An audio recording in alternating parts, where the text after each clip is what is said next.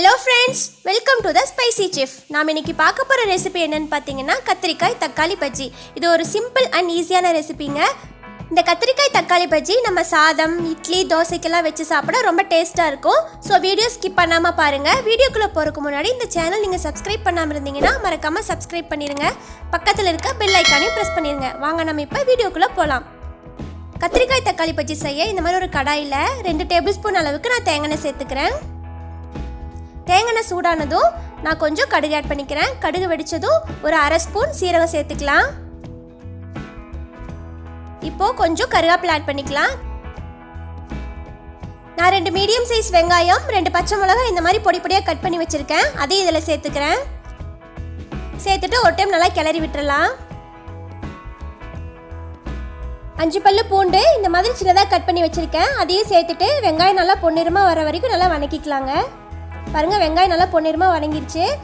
4 பெரிய சைஸ் தக்காளி இந்த மாதிரி சின்னதாக கட் பண்ணி வச்சிருக்கேன். அதையும் இதில் சேர்த்துக்கிறேங்க. தக்காளி சீக்கிரமாக வேகிறதுக்காக நான் கொஞ்சம் உப்பு சேர்த்துக்கிறேன். உப்பு சேர்த்துட்டு தக்காளி ஓரளவுக்கு நல்லா மசிகிற வரைக்கும் வதக்கி விட்டுறலாம். இப்போ தக்காளி ஓரளவு வதங்கிருச்சு. இதில் நான் கொஞ்சம் மஞ்சத்தூள் ஆட் பண்ணிக்கிறேங்க. தக்காளி கத்திரிக்காய் கூட சேர்ந்து வேகிறதுனால தக்காளி ஓரளவு வெந்தால் போதும். 4 பெரிய கத்திரிக்காய் எடுத்து இந்த மாதிரி கட் பண்ணி வச்சுருக்கேங்க. அதையும் இதில் சேர்த்து நல்லா வதக்கி விட்டுறலாம்.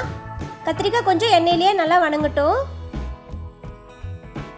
பாருங்கள், கொஞ்சம் வதங்கிருச்சு. இப்போ இதில் நான் பஜ்ஜிக்கு தேவையான அளவு தண்ணி சேர்த்துக்கிறேன். தண்ணி சேர்த்துட்டு ஒரு 5 மினிட்ஸ் மூடி வச்சிடலாம். 5 மினிட்ஸ்க்கு அப்புறம் ஓப்பன் பண்ணி பார்க்கலாம். பாருங்கள், 5 மினிட்ஸ் ஆயிடுச்சு. இப்போ நான் ஓப்பன் பண்ணி பார்க்குறேன். கத்திரிக்காய் தக்காளி எல்லாம் இப்போ நல்லா வெந்துருச்சு. இப்போ நம்ம அடுப்பு ஆஃப் பண்ணிட்டு நல்லா கடைஞ்சிடலாம்.